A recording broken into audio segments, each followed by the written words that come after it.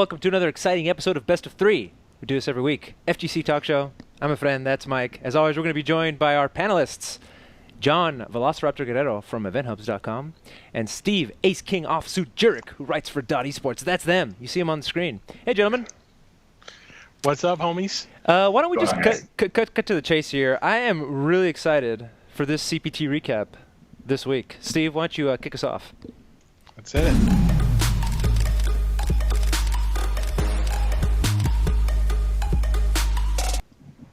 Nothing happened.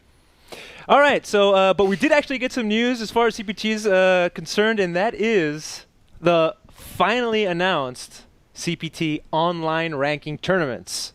And the wonderful CPT pack for Street Fighter 5. I bought it yesterday. You bought it yesterday? I have the stage. I have the fancy costumes. Steve couldn't even, I'm getting choked up thinking about it. Bear to hear it. The Chun-Li costume and the Cammy costume actually look kind of cool. I'm a fan. The Chun-Li one in particular. The stage as well is pretty cool. And at first, I had a little bit of an issue with the fact that they recycled elements from other stages, but then it makes perfect sense. It makes perfect sense. To be there. And now I'm on board. It's like everything coming together right there, from all over the world. I like it. I just don't $25 like it. That's exact. I was laying in bed 2 nights ago, and I was like, I'm gonna buy this new content. Sweet, $25. If it was 20, I got it, but. Make another bet. Really? It's just that extra $5? At what point? I mean, or you could just change a couple numbers in their unprotected pack. Wait, what? This guy's doing it the other way. He's got the 5-finger discount on it. Wow. It did sting, but I did buy it because they said that they're putting it back into the community, and I thought, let me do my part. I want to be with you on that.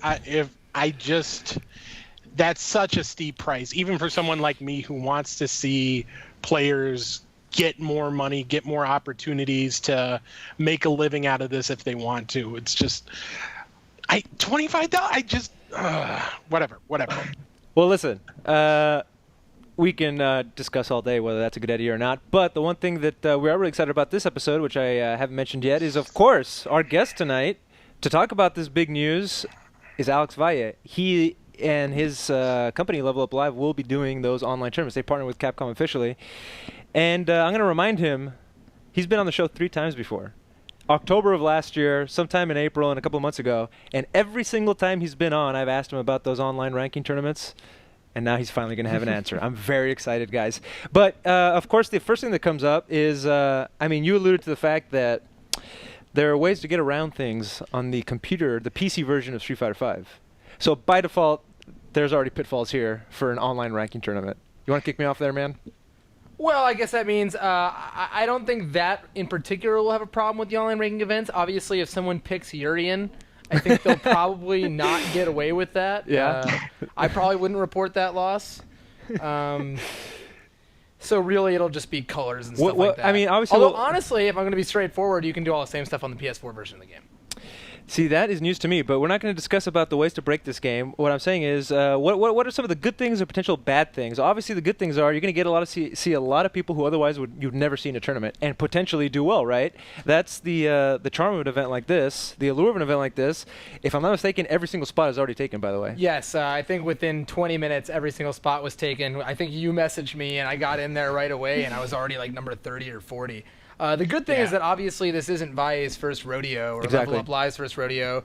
They have rules in place. I think at some point you're going to need to prove you have at least 5 megabytes upload, and I'm pretty sure half the tournament base will drop off right there. And so you have to prove you have good internet. You have to prove you have a wired connection, and they're telling people to make sure they have evidence that they won their matches and stuff. So I think it'll run more smoothly than perhaps your average random online tournament. And of course, there's obviously the major upside of, having players who don't make it out to events getting to go there, whether they're young high school kids who can't travel or whether they're people who just, don't feel like throwing a bunch of money at the wind to go to an event. So I think that's a good thing.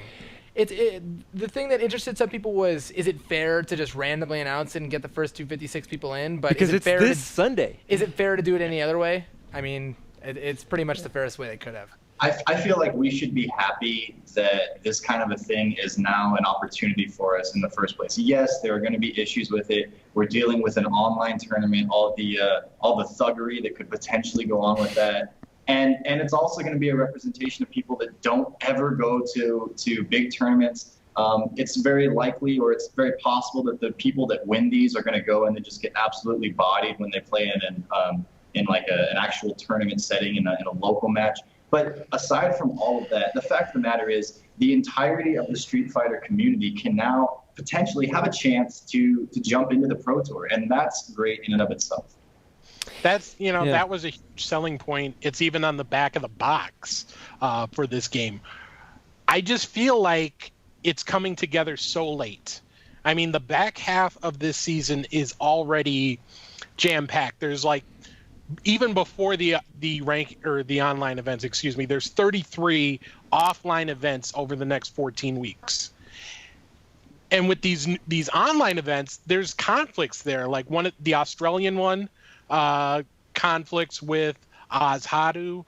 One of the European ones conflicts with Celtic Throwdown. So it just feels like it could have been pushed out earlier, saying, hey, we're doing this thing now. By the way, signups are open now. Only 256 get in. It feels like that could have been done a little earlier, a little better. I don't know. It just feels rushed, is what I'm saying. Would you prefer it not happen at all? And the other thing is it part of the planning is to do it during an event for the people who can't make it to that event? I mean, if everybody's at the tournament. In Australia, though, with the Australian one, I don't know. Seems a little questionable. Yeah, that's fair. I'm playing devil's advocate. It's like, okay, if it's already hard enough for Australians to make Capcom Cup anyway, because they only have 2 events. They're separated by an ocean from almost everywhere else. Now you promote an opportunity outside of that path with the online events, but now you're making them choose one or the other. That doesn't sit right with me. That's fair. Yeah, I mean, if it wasn't obvious by now, you can tell that a lot of what Capcom had laid out for this game wasn't laid out past what they had said. I mean, it's very clear to me that this came together later in the season, and that's why it appears like it came together and happened later in the season. Well, speaking of Alex, he said, I was trying to book him for the show, and he's like, I'm excited to announce a project that has finally been greenlit, so we'll be able to ask him, what took so long then. Let's talk about a little bit about what we're excited to see. I've seen these events. I mean, first of all, in Street Fighter 4, there was a ton of guys that came from being online monsters, right? You got your Tampa Bisons and others. That's the first one that comes to mind. Wolfkrone, right? Is this finally where we're going to start to see, because you're seeing a lot of the same faces, right? Are we going to start seeing new faces as a result of this? This is the first step towards that. That's what I'm excited about. I think it's helped a lot in Mortal Kombat. I know a lot of the ESL guys probably would have never came out to live tournaments if they hadn't been so successful in the ESL tournament. So, for all the crap those have gotten, a lot of the best players definitely were bred through that kind of thing. And so I think there's potential for the same thing to happen. I think it's, as Steve said, late in the game to necessarily see those guys come through, and you're going to have all the best players trying to compete in these if they can just to get the points. So, I mean, it may not happen right away. But if a precedent can be set and we can have these tournaments, next year throughout the season, I think, for sure you'll see some, online event guys, make it pretty dang far in the season. Yeah. I mean, look at not just MK, but Killer Instinct as well. Totally. So many of those people like Thompson came up as an online player. Sea Dragon was known as an online player, and then he shook up. And remember, 2 years ago, online events were part of the Pro Tour. That's how NuckleDo got in. Right. So this concept isn't really new, of an online player rising from not having a chance to go to offline events for whatever reason, travel, expenses, age, what have you. So there's a chance that we could see some new faces, but with as consistent online has been compared to offline events, I don't see it happening this time around, at least. I'm looking forward to it. I'm interested to see how they're going to stream it, because I know not every match will be streamed. Obviously, you wouldn't have to report back if everybody's watching, right? So it should be interesting. Again, as you mentioned, he's done these before. Guys, last week, we missed a lot of Evo topics because we were rushing to get through a lot of stuff. We started actually a little bit late, not to put ourselves on blast, but why don't we revisit some of those topics? I know that there was some stuff that we had wanted to talk about, and in particular, I'm going to kick us off with this one thing that I thought was pretty interesting. I'm not sure if this was, what people were hoping to see. on the tail end of Evo, but this was a comment. There was an article that went out about why Adderall is taking over the world of professional gaming, right? For the record, Adderall in competitive gaming has existed since competitive gaming, if I'm not mistaken. There's been stories about this over and over and over again. If you travel to FGC events, you know that Adderall and Ritalin or any kind of those type of base medicines are not the only performance enhancers that are going around. But nobody talks about it, and I don't think anybody particularly cares, not at this moment. But there was basically this comment, and it blew up on our Kappa, where things blow up. And this was from Lap Chi, who linked that article. It was an article by Tech Insider, and he said, "I'm not trying to say something, but there was only one person that didn't really break a sweat. What do you think?" And then in the comments, he goes on to allude that he thinks that potentially Infiltration is doing as well as he's doing because he's popping Adderall. Steve, why don't you take us from there? Well, first off, accusing someone, he would later go on and say he wasn't accusing, he was just speculating, which is different because reasons. I don't know. But you're in that role. Remember, Lapchi is the lead organizer for Canada Cup, excuse me. You're representing the Pro Tour to some degree. To go out and baselessly, unless you've seen them do it, baselessly accuse not just any player, but one of the highest profile players on the tour of taking performance enhancing drugs, that's not something you should do without proof, because you're just flinging mud, throwing people's names in the dirt for apparently no reason. That said, I'm not saying Infiltration does do it or doesn't. I don't know.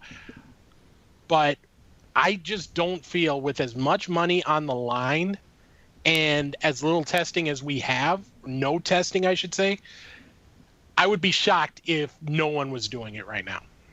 What does CPT officially say about this, Steve? Nothing. There is no rule specifically banning performance-enhancing drugs. There is a catch-all rule that Capcom has that they can ban something at any time at their discretion. And if something like this came up, it would almost certainly fall under that umbrella. But there's nothing specifically banning Adderall, anything else performance-enhancing or otherwise.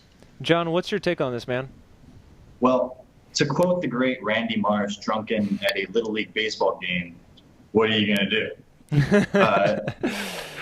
And I don't say that like taunting the community or taunting Capcom, but if we think about it, let's take Evo, for example. You've got over 5,000 competitors there. How is Capcom going to try to regulate this, given how much money we actually have right now with the status that we're at as a community? No, we don't want performance-enhancing drugs or anything of the sort. We want good, clean fun. But like you said, cheating has been around since the beginning of competition, and there's no way we're going to get it out of the system. You got huge franchises like the NFL, MLB that have money to throw away. They can do some regulation, but how are we going to patrol 5,000 plus people at a tournament with not just Adderall, but any drug? You could do marijuana, and how are you going to go have every one of these guys go through some kind of a test? How are you going to make sure that everyone hits it? Or do you just select a select few and then go to the can of worms that opens up? So the short of it is, given where we are as the FGC right now with we're climbing, we're going forward, getting more corporate sponsored esports, all that, we just don't have the resources to check for these kind of things. And it's not illegal. So I feel like with where we are right now, I don't see how we're going to do anything about it. I once saw somebody do 3 marijuanas at a tournament, and wow. 3 whole marijuanas? They did. You're right. What are you going to do about it? And it would have to be like you'd have to have somebody who would pay for that, because testing for that kind of stuff is difficult. You could potentially have a prescription for Adderall. There's a million and one reasons why that would be really hard to crack down on. I haven't even seen anyone complain about this yet, to be well, honest. Yeah. Like, if I heard that my opponent was potentially taking Adderall, I would say whatever. Like, I mean, honestly, to me, it wouldn't personally bother me.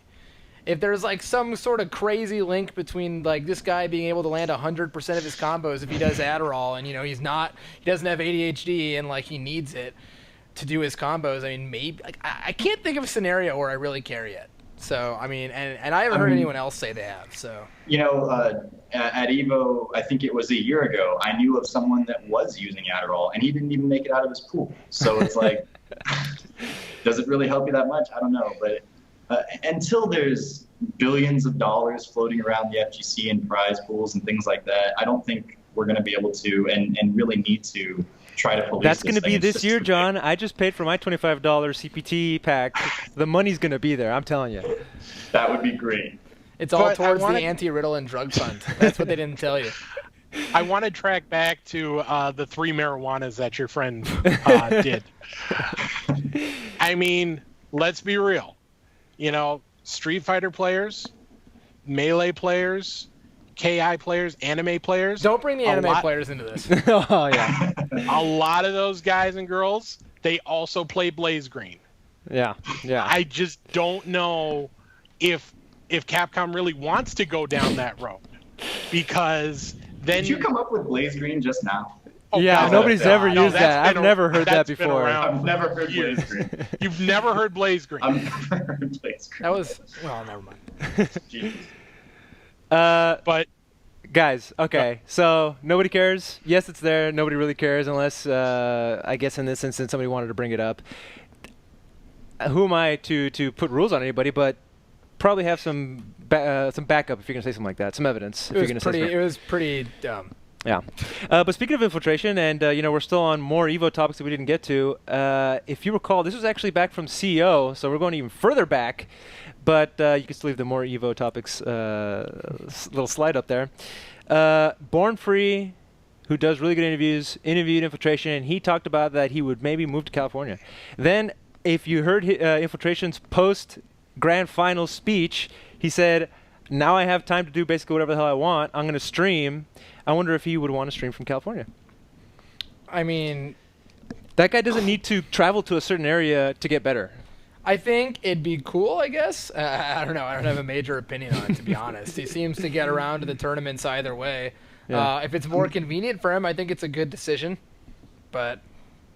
Yeah, America wants him here because America wants to say, hey, we're the best all of a sudden because we have infiltration if he's American. We would adopt him? I think that's what the big allure is for us. But he specifically said, I would still represent Korea. It would still be that I'm a Korean player. It would just be fun to be in America because then I could start little like local, rivalries. Like, oh, it's Infiltration's the best in NorCal and Justin Wong's the best in SoCal and just start little dramas that are fun like that. But I feel like when people talk about Infiltration coming to America, that's what they're hoping for. It's like, oh, Team America is going to get super strong as if we're drafting him over. And I don't think that if he comes, that's exactly what's going to happen.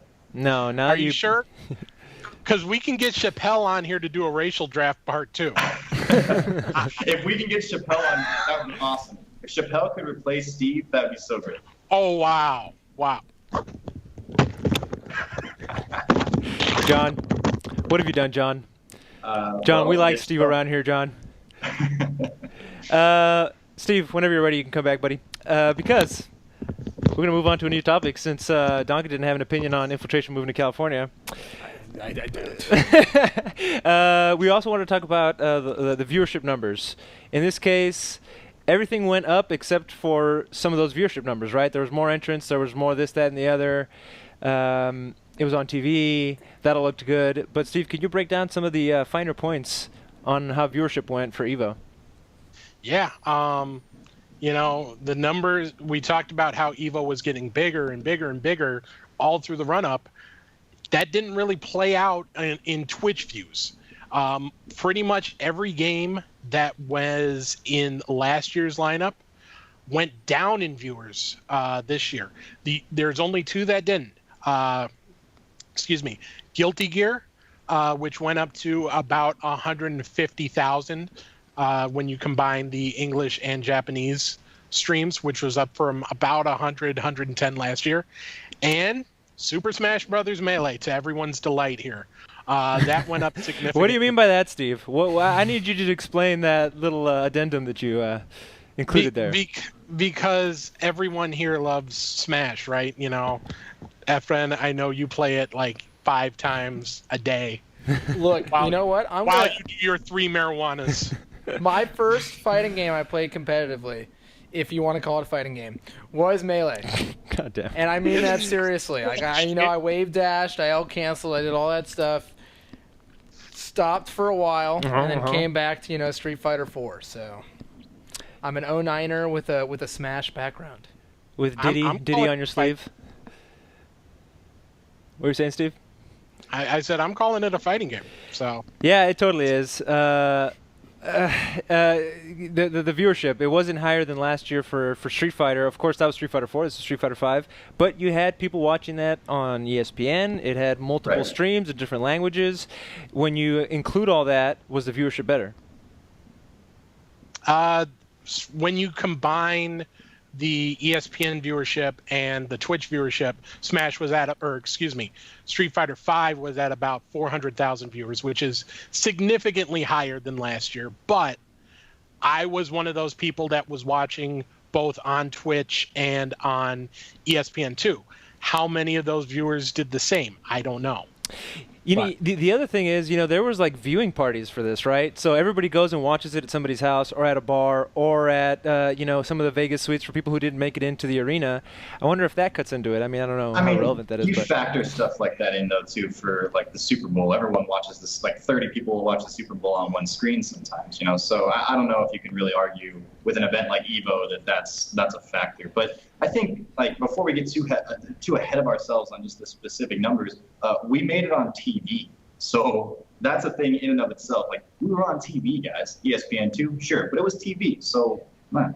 There was this picture that Alex Valle shared actually on his Facebook. I'm sorry, I'm blanking on the name of the photographer. But it was a picture of the front of the stage where Mike Ross and Seth Killian were sitting, where they were doing their ESPN broadcast from, and of course Gutex is off on the wings, and he was doing the man on street or the post-match interviews. And there's a shot of Mike Ross and Gutex looking at each other, giving each other like, "We made it, guys." And the caption on there from the photographer was basically, "This is a nice moment between friends, but it also serves as a milestone for where we are as a community." And I thought that was a really special moment. You're absolutely right. The fact that it made it on TV and was received well, perhaps, than some of these other esports events that have been televised, I think can't be understated, and it certainly was a turning point. And so the only game, from what it sounds like, if you include TV for Street Fighter, that went down on Sunday was Mortal Kombat, correct? Mortal Kombat went down. Marvel went down. Okay, Marvel was on Sunday as well. That's right. Yeah. So, yeah, those two. Or wait, but the schedule on that, I'm sure, might have had something to do with it. Uh-oh. I think somebody's pizza's here. That's John. Dang it, John. It's definitely not me. It had to be John. Guys, so that's it. That's it for viewership. I believe that Steve wanted to try out a new segment on the show. Yeah. Let's have a little fun here. All right. I hate having fun, but let's go for it. Well, screw you. Sticking with Evo, this is something I kind of wanted to do so we could look back a year from now and laugh or cry or whatever. I just want to go through the games real quick, see which ones we think are coming back next year. So let's start with the top. Smash or Street Fighter 5. John, is it in or out next year? Definitely in. It's the game. It's Street Fighter 6 is not coming anytime soon. Street Fighter 5 has the best numbers tournament-wise and Evo viewership-wise of all time. There's no way it's not here next year. Efren. It's got to be in. It's the flagship event of the Capcom Pro Tour that isn't the Capcom Cup. There'll be more characters next year. There's no way that game is not there, and I want to see it. I mean, it'll be there for sure. The question, I guess, that's more intriguing is whether there'll be like a major patch. They said they wanted to maybe do that yearly or something like that, whether they'll rebalance the game, which I think will probably have happened by Evo next year. There will be at least some sort of major patch. But, yeah, I mean, the game's going to be back, clearly.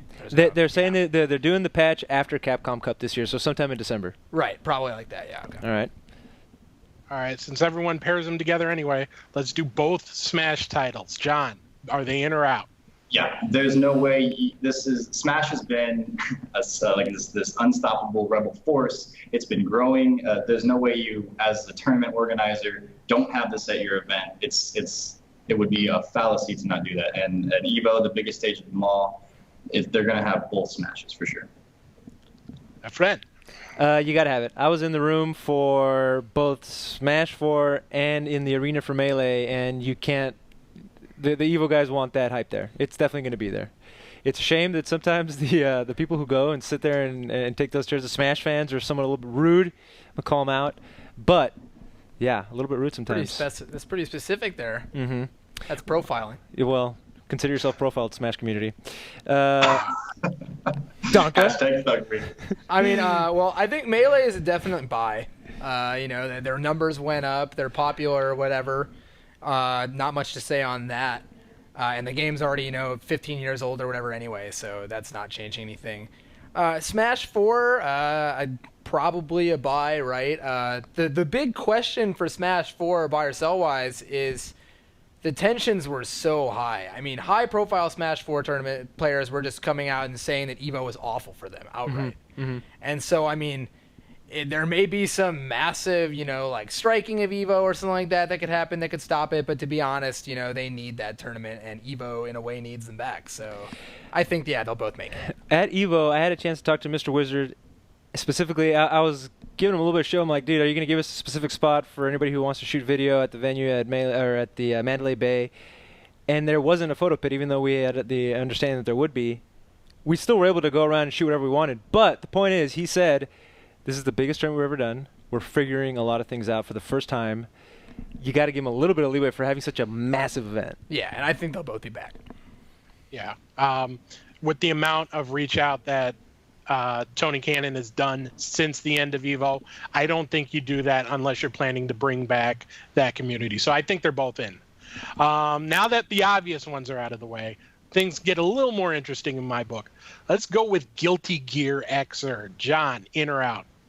Well, from the anime point of view, like that's your leader right there. There are definitely other anime games, but Guilty Gear is on that front page a lot more often than anything else. And as Evo is a fighting game tournament, even though it's really run by the Street Fighter and now Smash and previously kind of Marvel as your headliners. But I feel like we should still have Guilty Gear through next year, just because you want a representation of that anime community. So I say yes.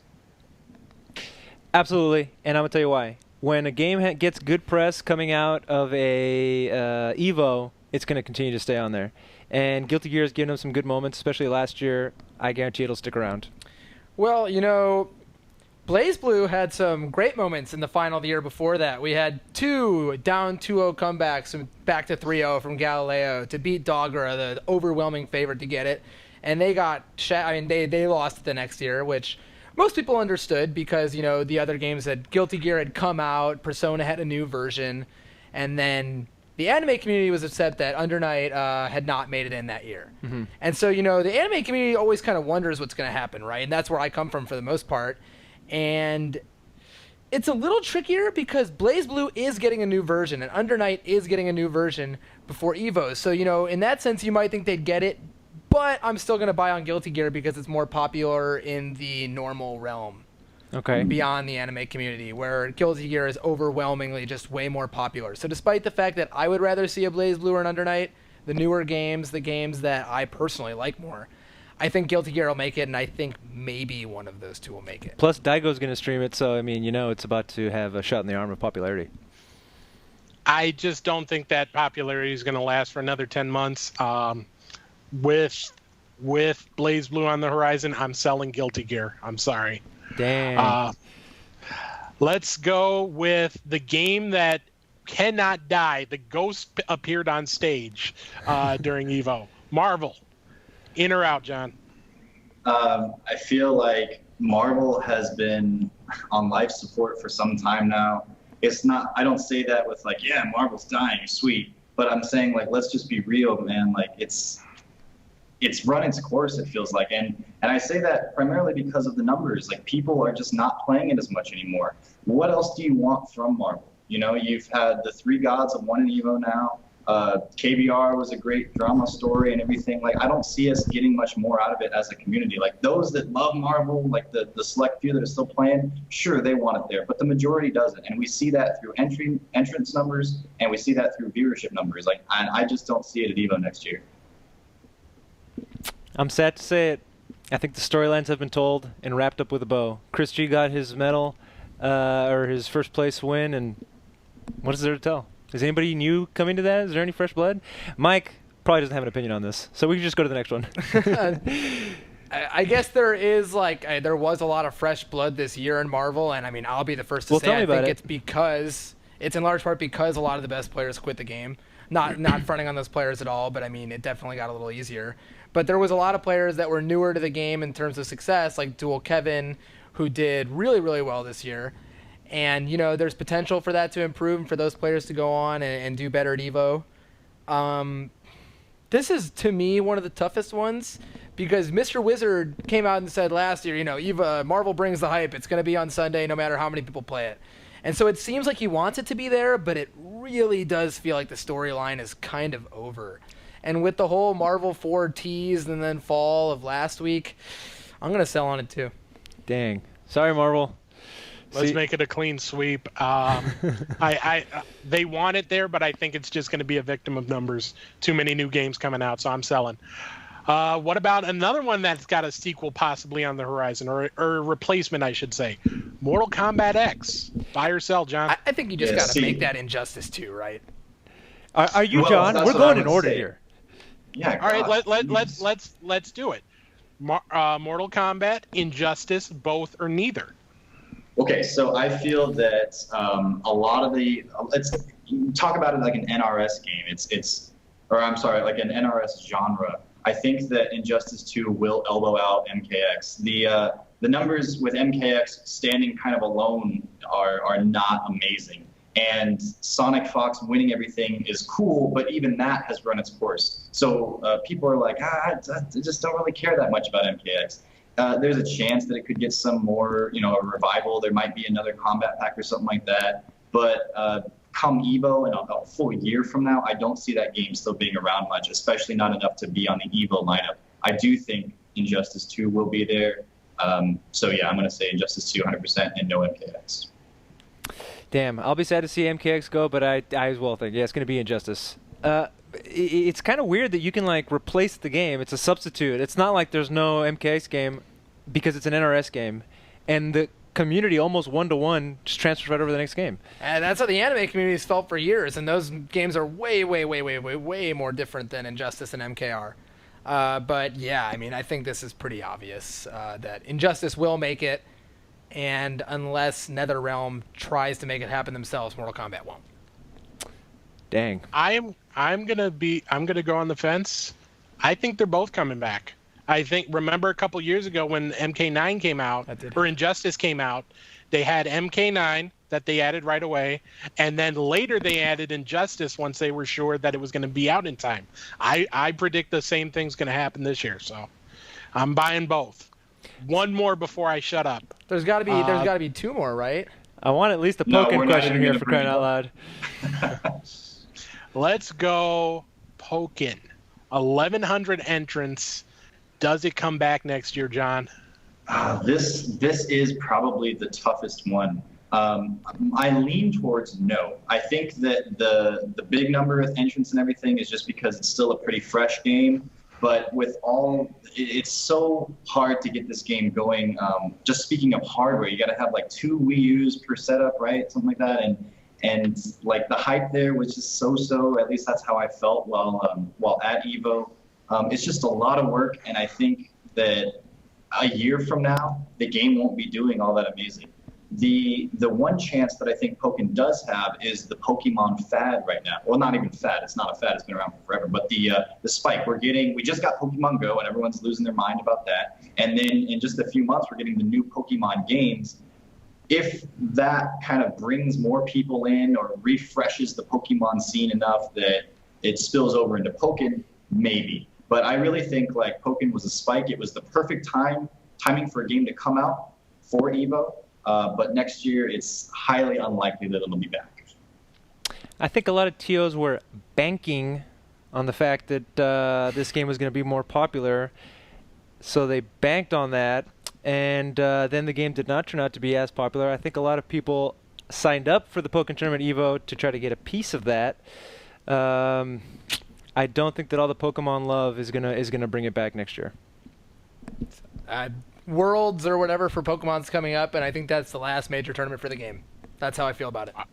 I think the game will definitely fall off pretty hard after that. Who would pick it up? Because it's on the Wii U, right? It would be like Smash 4 players? And to play locally, you need 2 Wii U's. I mean, there's a lot that goes into it. That's why a lot of people didn't play it in the first place, among other things. And, I mean, I don't mind the game. I've kind of had fun watching it casually. I barely know what's going on, which is uncommon for me in fighting games. I follow most of them. But, yeah, I don't think it'll make it. There's got to be we got to at least acknowledge KI and KOF. They'll be there next year. KOF 14 will be there. KI, I think, is on the upswing. I think Really? KI's out. Damn. Yeah, I want KI to make it, but Yeah. I do not think it will. I go ahead. I think Keats is close enough with some of those guys that we'll finagle it again, and I think it deserves to be there because it's the community's game. So I hope it makes it back, and I think it will. KI, you guys say KI won't be there. I think we're on the consensus that it will be there. We'll have to wait and see. We finally got a split down the middle. I just don't think with King of Fighters coming out, with Tekken finally coming out on console, with Blaze Blue coming back, with Blaze Green being an option for some players, I just think it's going to be too crowded of a field for KI to make the cut. I'm sorry. I hope I'm wrong on that because that community has shown up year after year. They've gotten better. They've grown. The KI World Cup is amazing, but I have my doubts. And then KOF will probably be there. Yeah. But I mean that game is pretty ugly to show on Sunday. It'll be a Saturday game. I think it might be a Saturday game.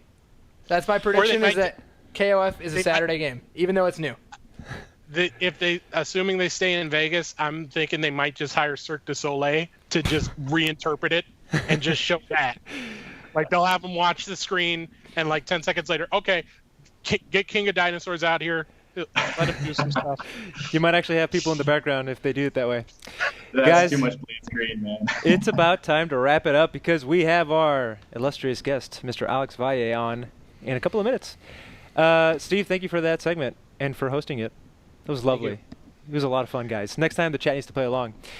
John, thank you so much for joining us on the show tonight. Steve, Vape Nation, of course. Vape Nation, can't forget it. Steve, thank you so much for joining us. We will see you guys next week. See ya. The game that I am excited to eventually be announced. And I love for KOF, by the way. I know you do, man. And the game, you said you were playing the demo. I've been playing. Let me tell you what game I'm excited for if and when it ever gets announced. Whatever the hell Riot is working on by having picked up Radiant Games, which was Seth Killian and the Cannon Brothers. That game, I'm telling you, is going to make waves. I'm excited for what it could do for the scene. I was not a huge fan of the way that Rising Thunder played. I think that was what it's called. Yes. But, I mean, it was also a tiny team, and I think they did a good job with what they were trying to do. It just wasn't my cup of tea. But, yeah, I'm definitely excited for what it could potentially do for the scene, having, Riot connected with it and having, those guys working on a game. Maybe tapping into that League of Legends fan base, too. And by the way, we're having Alex Valle on. We're obviously going to play a set with him, and then I'm going to try to show off a little bit of Juri tech that I've totally garnered in the last 20 minutes that she's been out. And not at all he has not played at all until today, guys. He's never played at all, Juri. Anyway, we are now thankfully joined by none other than Mr. Alex Valle himself, Mr. Street Fighter. Alex, how you doing, man? Hey, what's going on, fellas? How you guys doing? Alex, this is officially the 4th time that you're on the show. And I'm going to go through a little mini slideshow here and show you all the times. This right here was the first time that we asked you if Austin can pull up that graphic. This is the first time. Let me make sure that he can access that. Here we go. This here was the first time in our old set when we asked you, hey, what's up with those online tournaments? Hey, we were matching. That's pretty cute. Yeah, it is kind of cute. This was the second time when we had our little boys play bedroom or something set. That was the worst set we ever had. I hated that. That was a rough set.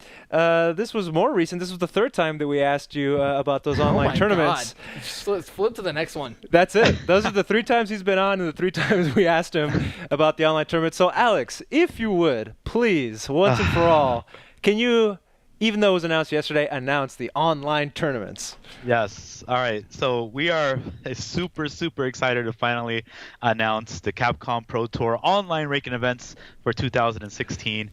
It has been quite some time that Capcom and me and my guys have been working on it, and it's not an overnight project, if you can imagine. It's not, and it's much bigger in scope than like a Wednesday Night Fights would locally to like nationwide. We're talking about a global initiative. So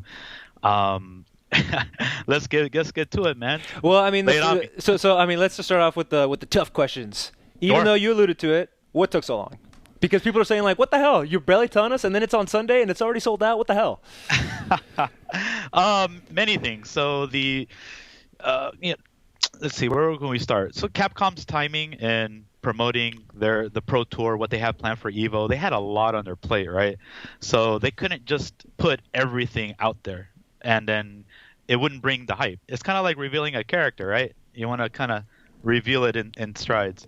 And another thing too is we actually had to get everything approved. I mean, you can imagine getting multiple countries, the guidelines, the proof of concept, what I'm doing like on my personal streams and online tournaments, had the processing. So we want to make sure that we have this right, or at least to this first run, that everybody's going to have a good time. And I know I've been a strong supporter of the online scene. I've always been pushing it so we can get to this level now. So,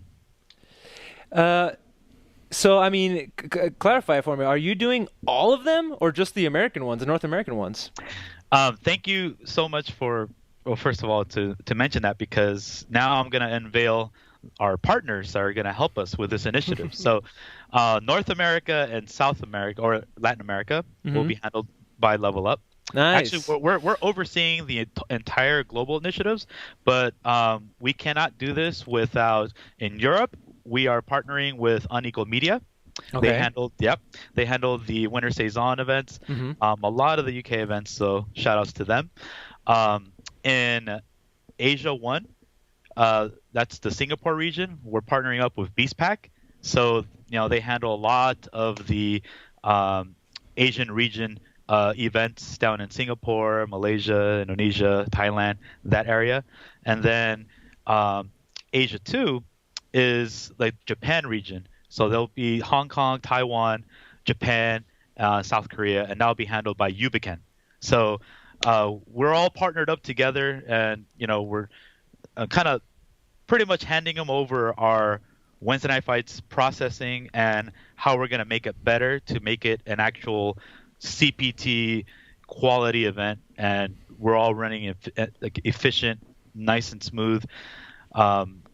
Everything that I got on this thing is going to be awesome. So I'm glad I'm partnering up with amazing guys like that. So, Alex, what can we expect? It is this Sunday. It is a CPT event, regardless of the fact that it's online. Yeah. What kind of presentation are we going to have? Is there going to be commentators? Is there going to be, what are we getting? Yeah, so our vision is to mirror what you guys see at the LAN events. So that was my initial proposal. It's like, hey, I want to have pools, I want to have a top 32, and I want to have a top 16, and then I want to showcase actually all of top 16. And some tournaments do it, most tournaments go top 8, but for this one we have it structured to showcase top 16, and we of course will have casters. So we're almost ready to reveal who they are, not all yet, because everybody has compacted schedules, because this is such a huge initiative that it kind of, jumps onto the current LAN events. So we have to be really careful people's times, because I'm pretty sure some of the casters you guys already are going to recognize that they're traveling, to various events around the world already. So we want to make sure we have quality casters. We have pretty much, I already unveiled the producers of each region. So you're going to have a quality show. They've produced Capcom events already. So, and then on top of that, the guys behind the scenes that are running brackets, they're also part of the FGC. So we're all aligned to make this such a smooth partnership and something that is not too detached from the LAN experience. As far as running the brackets, obviously for this one, just the first 256 people got in. Is that going to be seeded in any way, or are they just going to play in order? How is that going to work out? Yeah. So initially we weren't going to seed anybody, but since we are so deep into the Pro Tour, it only makes sense to seed the current ranking players that are currently seated on the tour, because that only makes sense. If we started a little bit earlier, nobody would have been seated because it's a brand new game, and that's it. So no regions will be seated. So if New York has to play New York, so be it. This is online. This is online, baby. Nobody has any clout yet. You haven't won it. You have not won anything. So if Brooklyn has to play Queens, so be it. Yeah, all right.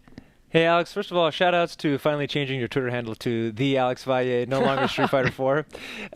We have some questions from the chat, specifically about how these are going to run. Curse Shadow X says, how do we prove that we have 5 megabit upload? And Fried Dermis says, I understand no Wi-Fi, but why 5 megabit upload? That feels excessive. Yeah. Can you talk about that? Yes, I can, actually. So the requirements on this particular event, like, again, we're no longer just North America only. We're like an entire continent of scope. So the scope is really big. And back in Wednesday Night Fights, when I ran the test of like, hey, what's the happy medium for like a good upload speed to run this and possibly stream too. So it was about 2 to 3 megabits upload speed, right? So you can kind of like no problem play, good connection from like New York to Cali, cool. But then when you add like Canada or you add Mexico, and people also want to stream, they want to stream their matches, so we try to give a little push to that, right? It might seem a little extreme, but if you look around a lot of other esports qualifiers and the excessive amount of bandwidth requirements, this is actually not that much. But however, we have heard the community that, like in South America or Latin America, and some places in Australia, that either it's kind of expensive to get that much bandwidth, or it's not in range yet, because some of the places, it's just ridiculous amounts of money to buy like anything up, anything close to 5 up. So we hear you, and we got your feedback. So there could be, I might have some leverage to work on some things, but for now we actually have to set a standard, get the feedback from you guys, and then move forward. Remember, this is our first time running something super big like this, because if you go to Asia, right, like they have ridiculous speed. They're not complaining at all. They're like, only 5? Okay, because they assumed it was going to be 10 or 20. So I'm like, all right, guys. But of course, other countries is really rough. This is really, really rough. So yeah. Quick follow-up to that. How the hell do you test for the 5 upload? Oh yeah. Right. Sorry about that. So, no, you're good. So we're going to rely a lot on good faith, because there's just a lot of...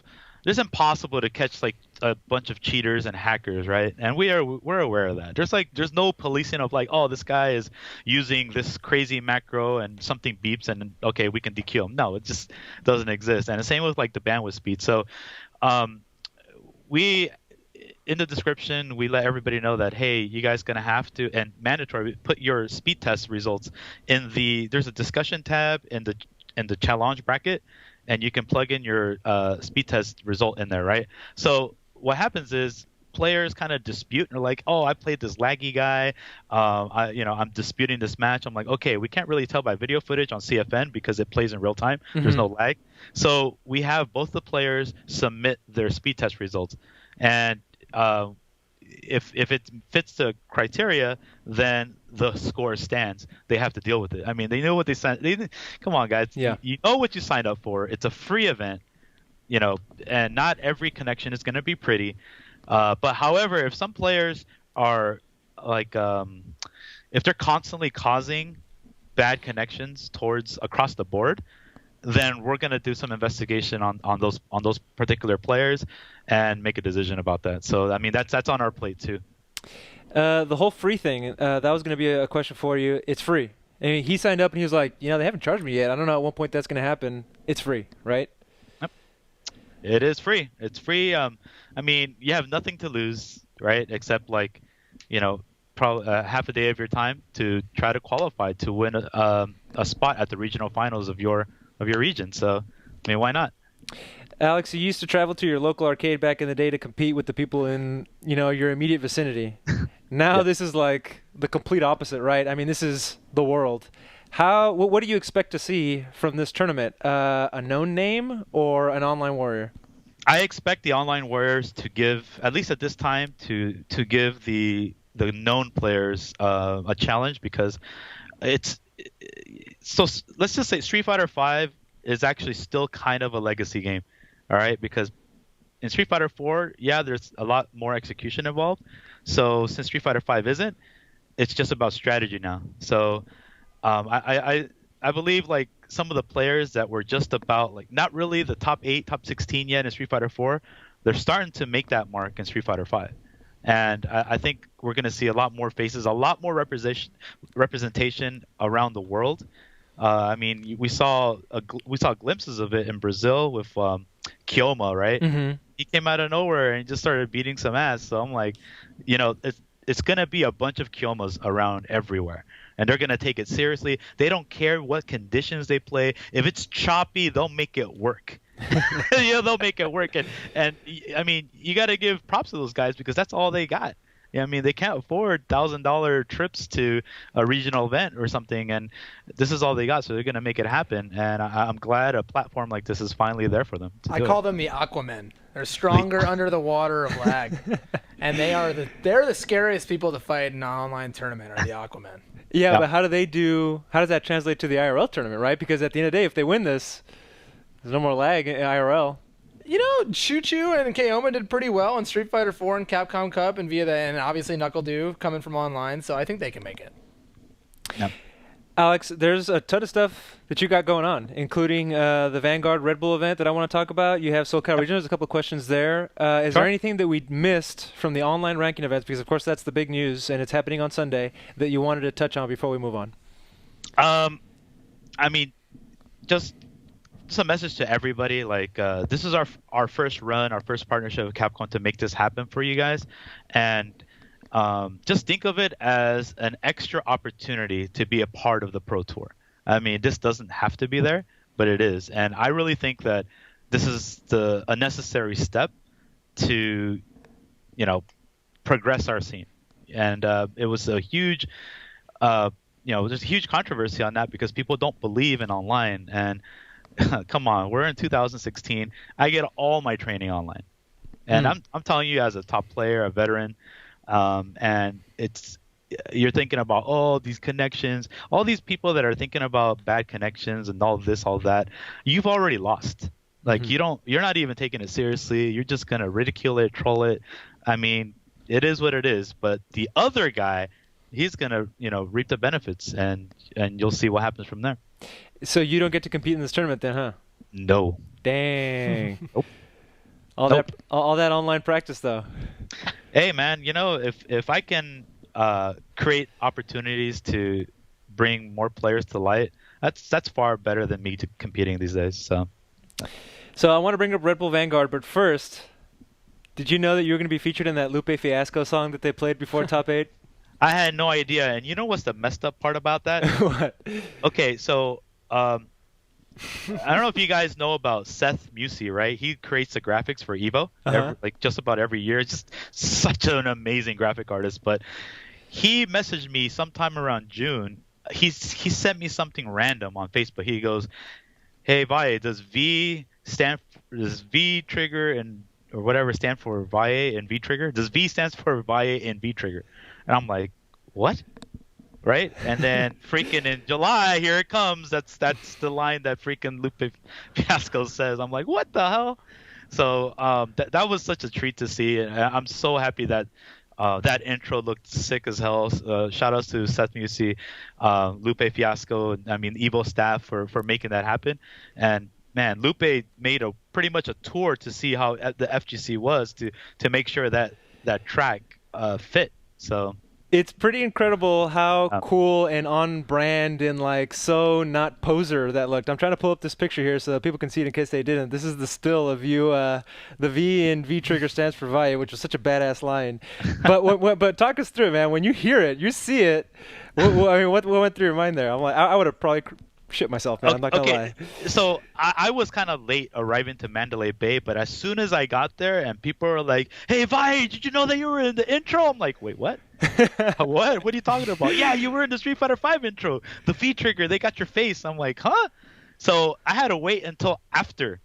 Like I had to look it up. I'm like, "Dude, shut up." And then it was on ESPN. I was like, "Wow, dude, that's freaking sick, dude." And whoever thought, man? I mean, we can all kind of hope that we're gonna be a part of whatever Evo produces or any other tournament and be a part of their trailer, and that one is on like the biggest screen in the world, and so that, I'm really happy about that. So just as a quick question, which Valle face Photoshop made you double take the hardest? Like, which is there one that just really made you stop and think for a little bit? Oh man, I just lost count, man. I mean, I get them every week at Wednesday Night Fights. Every week there's some crazy. Dude, my face has been on Last Blade. It's been on the $20 bill. It's been on like a laundromat. I don't know, man. It's just been on just ridiculous things. I think the ones that they just put on the on Street Fighter V characters is just ridiculous as it is now. So, but shout out to everybody like having fun with it. So, carry on. That's awesome. Okay, let's talk a little bit about the Redbull Vanguard events. The Redbull Proving Grounds, if I'm not mistaken, they've done this for several. I mean, I remember them doing StarCraft, and now they're doing Street Fighter V. Yeah. And it's like a mini Pro Tour within the Pro Tour, it looks like. Yeah. You're hosting one of these events at the Esports Arena, and I have some questions about the Esports Arena coming up later too. But what can you tell us about these Redbull Vanguard events, and again, how you got set up on all these, man? You got your fingers in so many things. Oh yeah. It's. I mean, Redbull has been a long partner of ours.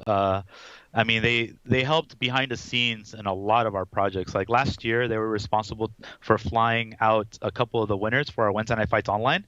So, and we had a lot of brainstorming ideas. Like, hey, we don't want like logos branded on our events. We don't want to be like all uniformed and all that crap.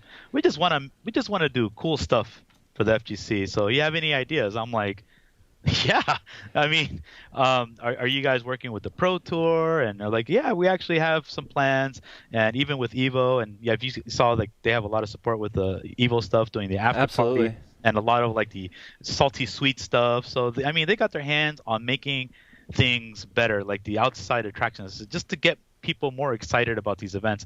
And when it came down to the idea of like, hey, what do you think about this if we partnered up with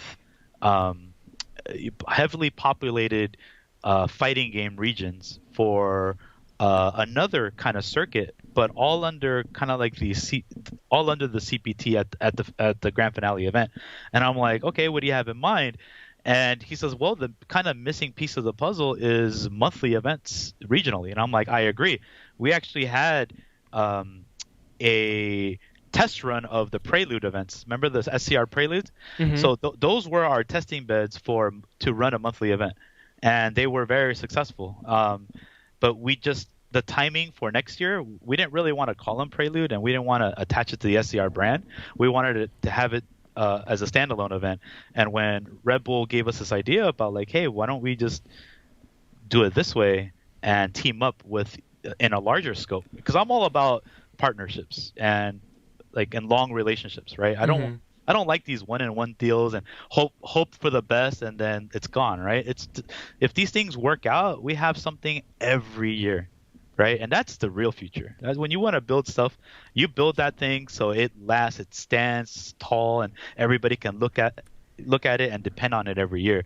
And this is the next gradual step for getting local players that can't normally make it out to a weeknight event to go to the weekend event. So we're glad to have, they say the LA region, but we're more in Orange County, but everybody knows LA. For us here, Philly with Big E, Atlanta with Larry, Chicago with Noah, Seattle, Canada. I mean, everybody that's involved. Shout outs to everybody putting that work every month for your community, because it's not easy stuff. We still gotta set it up like a TO and hope everybody comes out, get them a line, and you know how hard that is already. And then prep them for the big finale, which is the Capcom Cup Finals. Alex, it feels good. It feels like you're holding it down, like you're making right moves. I mean, I'm sure, regardless of how you benefit from it financially, because this is business for you, it feels like we're in good hands, and I'm glad that you're a part of that. We did hear a little bit of backlash, and I know you've already responded to it, but I want to ask you this before we move on to some gameplay, and this is, of course, for SoCal Regionals Marvel. Yes. And might as well intro it with a question here. We have Dr. Perry Noyd in the chat saying, I would like to know why Valle didn't consider capping SoCal Regionals in order to have room for other games, such as Marvel 3. Okay. Well, let's talk about the planning process first before just going straight to like Marvel, because it's Marvel is not the only game affected. Okay. I don't like to be the guy to just oust single out games, right? It's pretty much a bunch of games got hit. So it's not just Marvel, it's like it's Killer Instinct, it's DOA, right? It's like the Blaze Blues, it's the older versions of Guilty Gear. It was like we used to run 20 plus titles for the past 2 years. And that was because we had room, to run these little 20-man, 32-man tournaments. But times have changed. 2016, there was the biggest growth spurt across like the titles that have been holding it down. I mean, Street Fighter 5 is a new version, and look at the increase in attendance. Absolutely. Right. I mean, MKX is still getting support. Like every MK event that we've held down, or Injustice event at SoCal Regionals, has gotten a lot of love. I don't think it's been anywhere less than like 80 players. The last event, or MKX last year, almost had about 200 players. Right. So I'm like, damn, it's crazy. And it's still moving. I mean, Smash. Now here's the thing about Smash, right? We dropped the ball last year because we had to push back SCR, and not only did we have to push back SCR, we had to increase the venue to like a stupid, ridiculous amount to like even afford it. And the Smash community, just like FGC, they're looking at that. They're like, not only did you move it, you're asking us to pay more. So they weren't really pleased with that. So we really didn't get like the numbers that we expected, but then again, it was our fault. And we weren't in touch with them last year compared to how we are now, because at Wednesday Night Fights we host Smash 4 and Melee tournaments every week. And Smash Melee hits about between 70 to 84 players a week. And Melee, what's funny about Melee? We didn't have a dedicated TO for it. The Smash 4 TO kind of just had it there for people that wanted to play Melee, and it hits like 6 to 12 players. But once we finally got a dedicated TO for it, now we're between like 30 to like 55 players per week. So we're now back in touch with the community. We know kind of like what they want.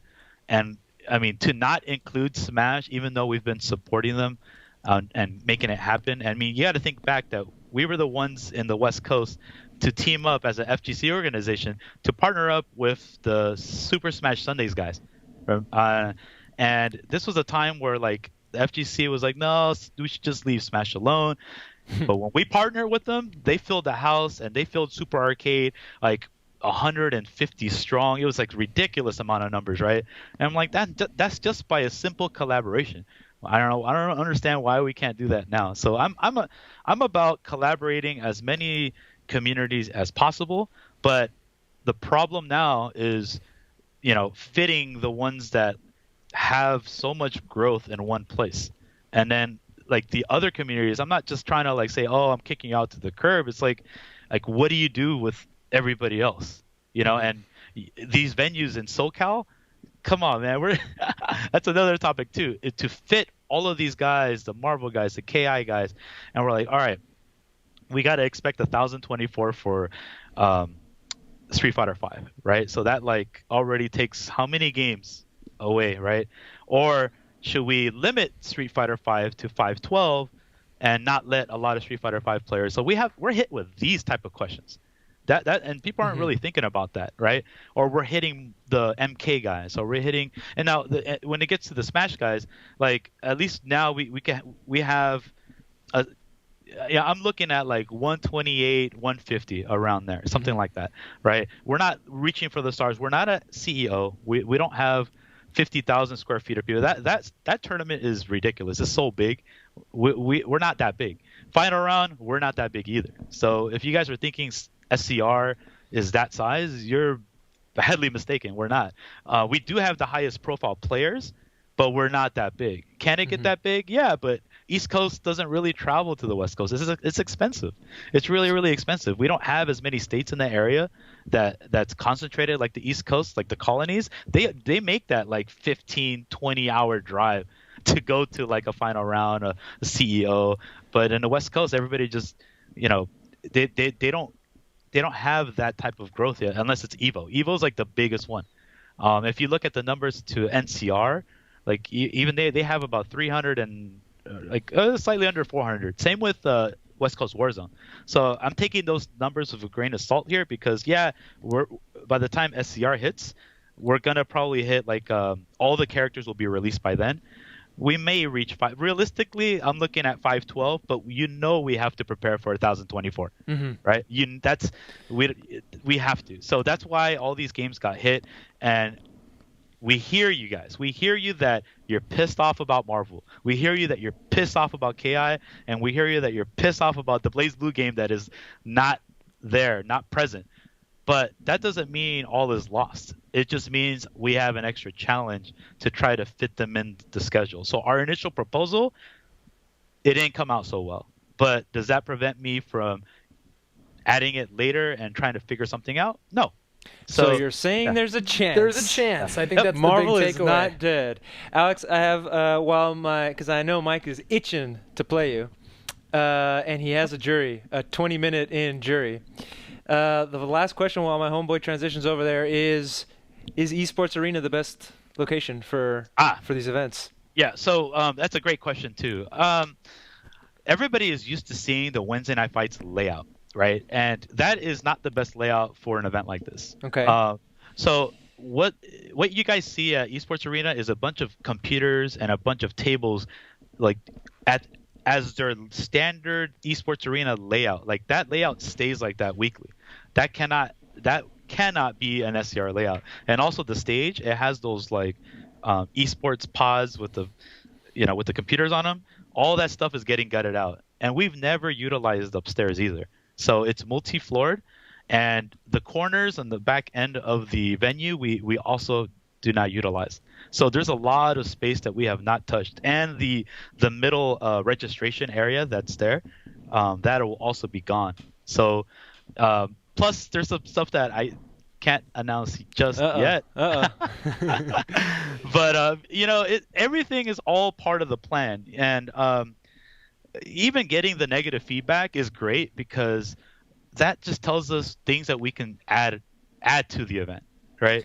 People have their concerns. Hey, the venue's too small. These are people that just watch Wednesday Night Fights and they think, 400 is too much in there. That's all that can fit. No, the place can fit over 800 plus.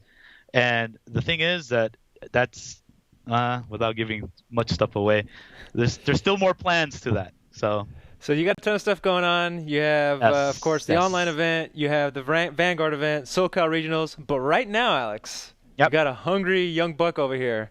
Oh, man. Is it time? It's that time, Alex. It's that time? Okay. Now, Mike doesn't like it when I remind the audience of his performance against specific opponents here. I can't remember how you guys did.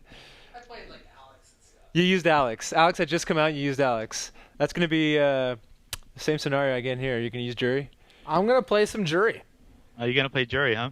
I believe that Mike has already sent you the invite. As I alluded to earlier, she's been out 30 minutes, but it's almost as if I've been playing her for longer than that. Why? I mean, is there any particular reason why it almost feels that way? Well, you know, I lost to Rashid in story mode like 300 times before I could beat him. Oh, that's how you. So learned. you know, I really got the hang of her.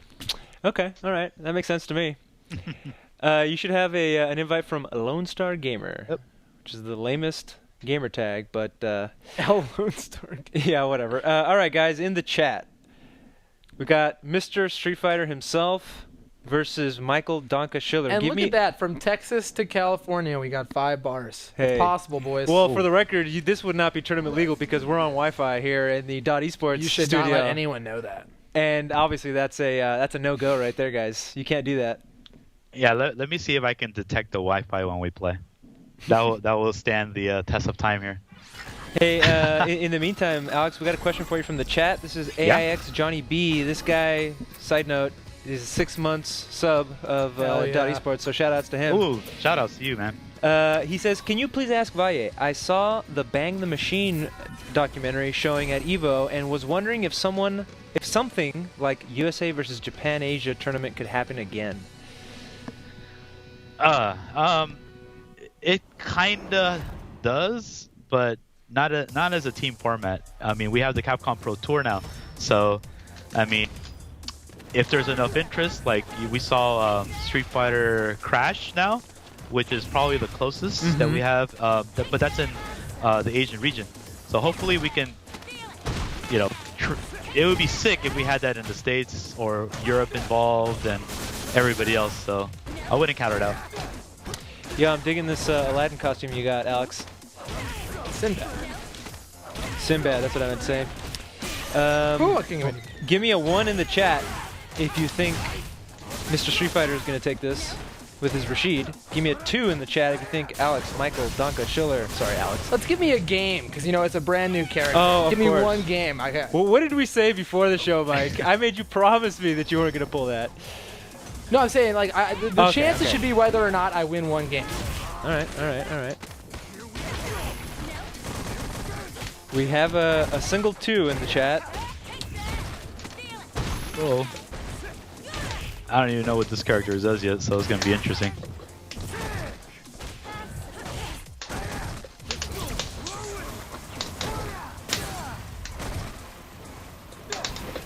FPS Fighter asks, are there any tournaments in the UK? You better believe it. Oh, used it. Oh, what? Whoa. I keep getting the wrong move.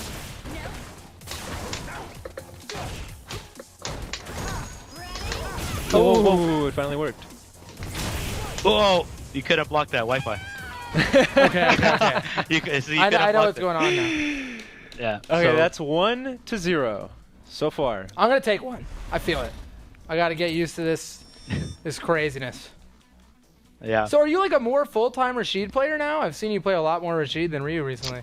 Dude, everybody sucks at Street Fighter. They don't know anything about tiers. Rashid's a good character, man. Just nobody wants to put in the work. They're just waiting for somebody to place top 8 and they're, oh, okay, that character's OP. So if you haven't seen the trend, I'm calling everybody out. I don't care.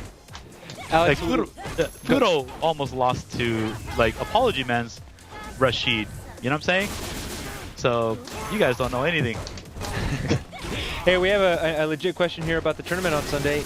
Pahil Punch asks, is Juri allowed on Sunday? No. CPT rules. No Juri, guys. Character has to be out a week, at least a week. Sorry, guys, no Juri. Ooh, nice. Oh, I did the wrong thing. I meant to cancel it earlier. Okay, I swear I know how to play her. Some elite guy asks, what are people failing to realize about Rashid? Okay, his mobility, his frame traps. This character is like Guy. Remember, like nobody can perfect his run stop pressure until you saw somebody like Mark Teddy or something just constantly harass you with all these safe strings, and then if you push a button at the wrong time, he's gonna kill you. And that's what kind of Rashid is. And on top of that, he doesn't even have to hit you. He does a ton of white life on you. And then he has the real Aegis. This thing. Wi-Fi Master asks, when will Lord Valle write his book? Presumably in reference to the fact that Daigo has one. Oh, kill me. Oh, that was a kill me combo. Come on. There we go. There we ah, come on. I'm sorry. Oh, you're dead. All right. Dude, I gave you 2 chances to kill me. You got a full stick of butter, dude. She just came out. But you're the best, right? All right. I swear to God. You don't have to swear to him. You don't have to swear to him. Just swear to me. I swear to Alex. I swear to Alex. There you go. V-Man, swear to I'm me. gonna prove something. Swear to me. That's just, hey man, it's all good. Because after we're done, I'm gonna go into the lab and see how this character goes. Alex, would you ever write a book like Daigo? Oh, would I ever write a book? Yeah. It's one of the things I have on my bucket list. How's that? I'm not talking about like that Mike Ross Gutex fan fiction stuff. I'm talking about like your life story. Yeah, that's actually more entertaining. I don't think anybody cares about American Street Fighter strategies. I think they would read the Daigo version for that, but they would rather read like the entertainment and the history and all that other stuff. So, prop. Michael Dunkerschiller said, let's try it first to 3, but I want a salty raw back. Whoa, don't ever lift your leg up like that on me. There you go. Okay, cool. Waste your meter. I don't care. You know why I don't care? Because you can't combo. Dang, Mike. What are you gonna do?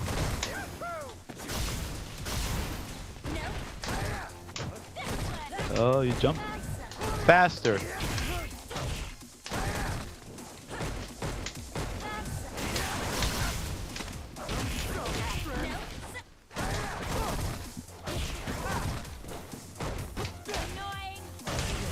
Oh.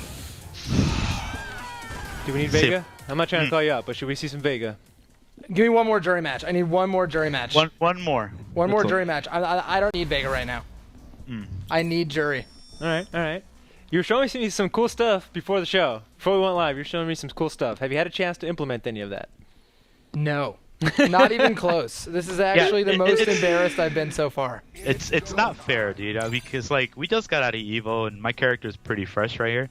So I mean, he's got like a 1 day and I don't know if he went to the lab and played story mode and just like try to do these jury combos. I mean, that's a donkey thing, right? He's a lab monster, so I'm just trying to not let him get a solid hit on me so he can do the stuff I haven't seen.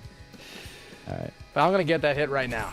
All right, here it comes. Alex, you just poked the bear. Here's the thing: is I wasn't playing this costume, and this is the one that's gonna give me the hit. These red bangs. This is the one. This is the one. This is not doing it for me. Oh wow. Is that what she was made for? Was to do it for you? Alex, you digging those red bangs? Kinda. You know, I dabble in that region. Alex Valle, fan of bangs. That's right. Oh, okay. We got an up back techer.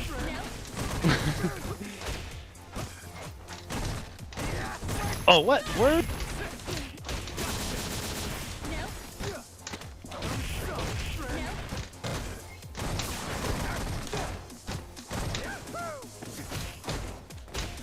Oh, good, strong. Okay. You have to use V reversals, my son. V. I know. I'm trying to do swaggy combos. Come on, Miko. Emma, my son. I keep getting the wrong move. It's really strange.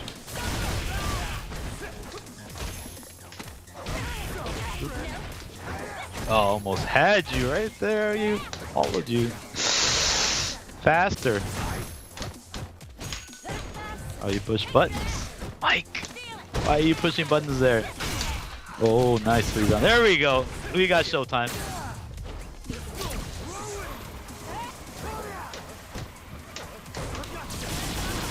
Yes. That was her reversal?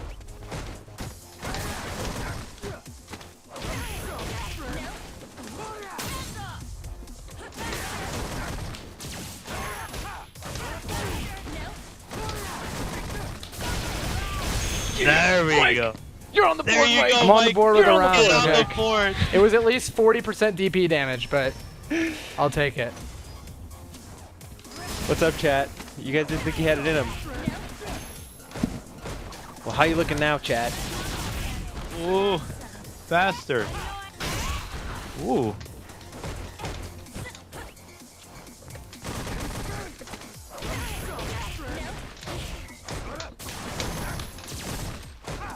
Oh, that's slow as balls.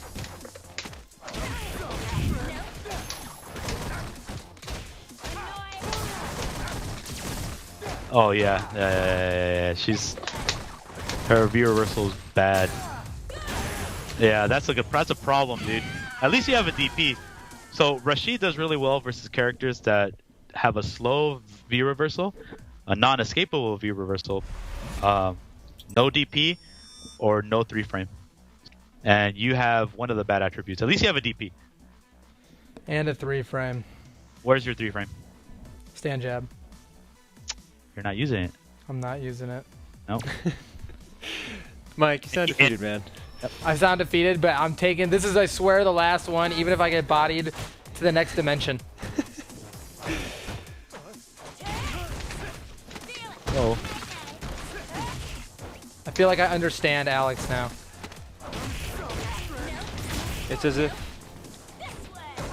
it lies in the heart of battle.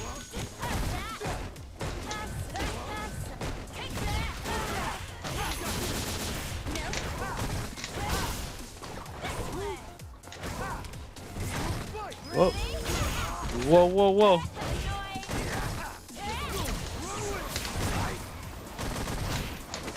No, you threw me out of my medium punch. Ooh, there it is. Oh, I don't know why I keep getting the wrong. I think. Well, I should.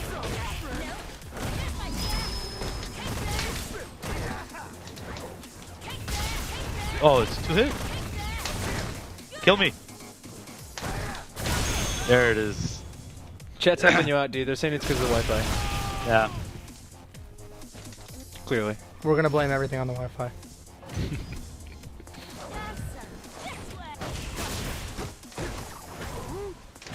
Oop.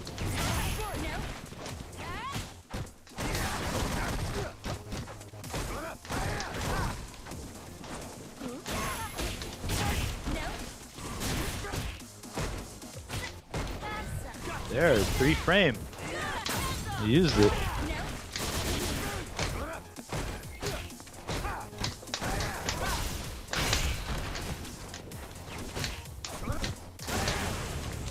That didn't work in the corner. I saw what you were going for. He's trying to show that tech, Alex. I know. Just saving all that beautiful meter. Oh, that doesn't hit fully? Oh, jeez. That's... Ooh.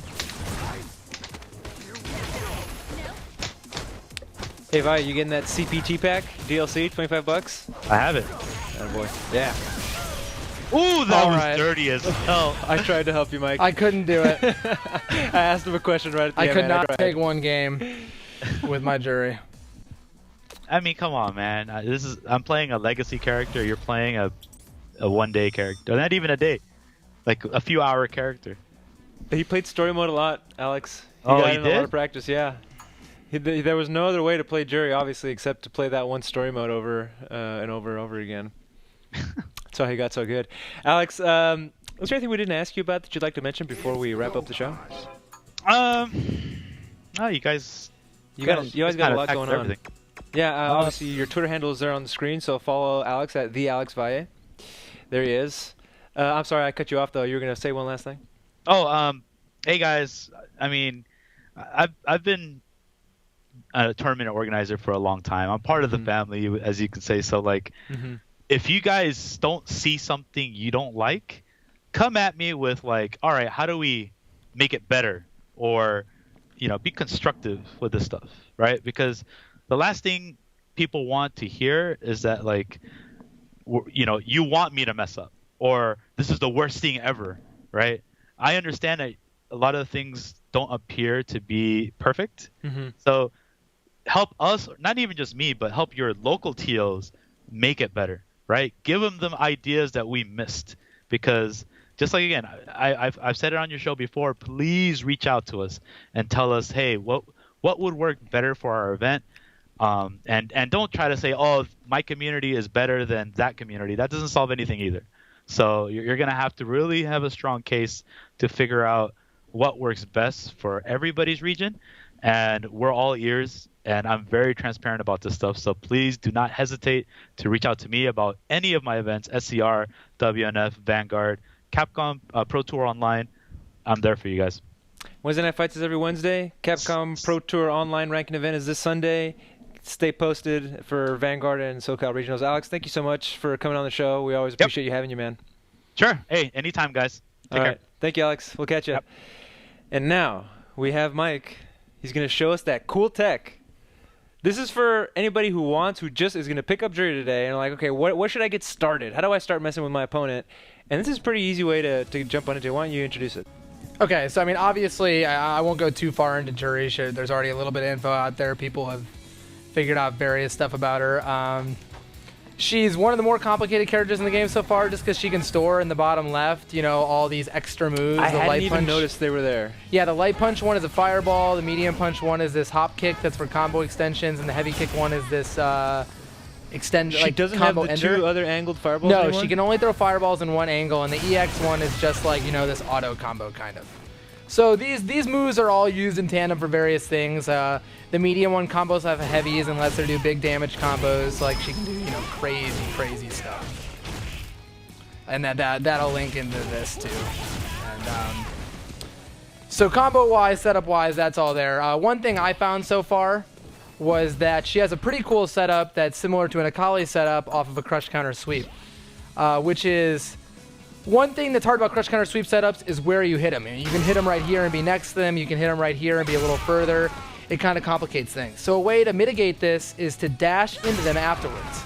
This means that no matter what, you're always going to be the same distance away. On their wake up. And so you do that, and then you reposition yourself to get a setup. So in Juri's case, she can dash forward, dash back, and do a jump medium kick that'll cross up. She can dash forward and dash back and do a jump heavy kick that lands on the same side. Or she can dash forward, dash back, and do a jump light kick that hits in front and lands behind. So that's pretty cool. Wow. That if they're to hold forward, they'll beat all those options or block them. But if they, wait, hold back, and then try to wiggle at the end, they'll all hit them.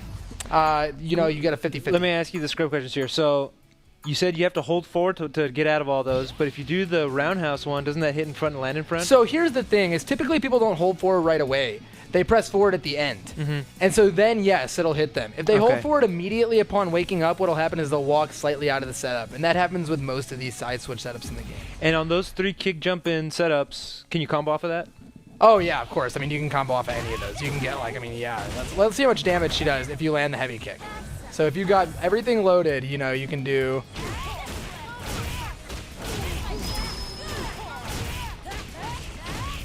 Off of that one mix-up. That was 388 with 630 stun for 0 bar. 0 and bar. just a V-trigger. And you've still got V-trigger left over after that.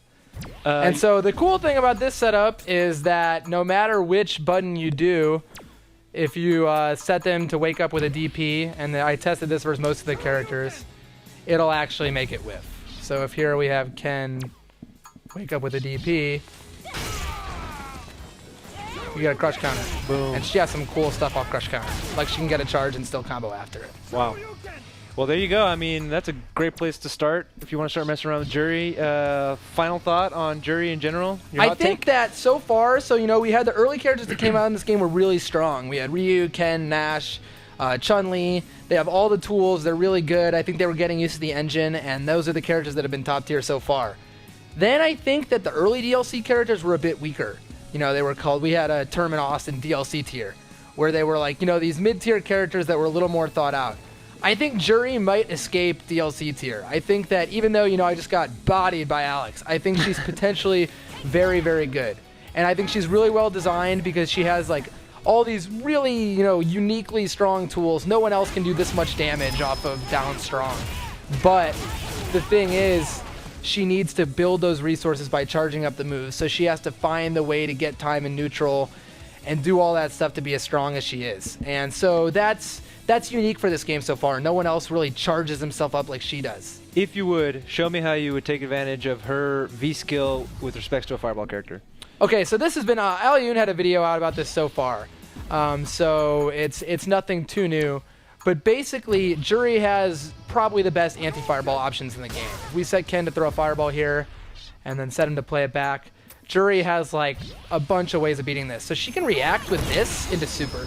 Okay. Which is totally fireball invincible starting on, a couple frames in and ridiculous. Or what's perhaps even dumber is if she's to charge up her V skill like this, she can react from totally full screen.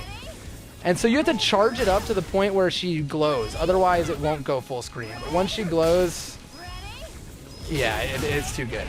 Right now, throwing a fireball versus her is very hard, but of course she needs to have the charge for that to happen, which isn't easy to get as it looks. Versus Alex, for example, like, I was so worried about trying to land my setups and do stuff like that and get my charges that, he was just relentlessly on me the whole game. Yeah. Thankfully, she does have a 3-frame jab, she does have a DP, she does have a hitting V reversal, so she can get people off and do her thing. But I think she's probably one of the hardest characters in the game so far. Interesting. So if you're fighting against Juris, don't let her build up her resources. Right, exactly. If you're fighting against Juri, you have to abuse the fact that her footsies aren't incredible. So you can fight her in the mid-range, and by doing that, you can stop her from just charging up all her stuff and becoming super strong. All right. You want to stay in her grill without, like letting her get free attacks off on you, basically. Anything else? Not that I could prove any of that. I really thought I was going to do better than that, but I have messed around with her in training mode, but I haven't gotten too many matches in, and so to be expected versus someone of Alex's. Valle. Come on. Yeah, versus someone of Valle's caliber, and people really sleep on him in this game. He's amazing. Yeah. I couldn't get it done. Mike, I think that about wraps it up. Next week, Steve and I are going to be gone. We're going to try to do an experimental show where Mike plays the game and you guys ask him questions, maybe something like that. If you have any ideas on what you'd like to see next week on our off week, Mike is ready to hear them. Thank you so much for watching the show. You've been watching Best of 3. Mike is on the couch on the stick over there. That's him. I'm a friend. On the panel was Steve and John. Austin is in the other room over there switching the show. And, of course, shout-outs to Alex Valle for being on our show for a 4th time. See you next time.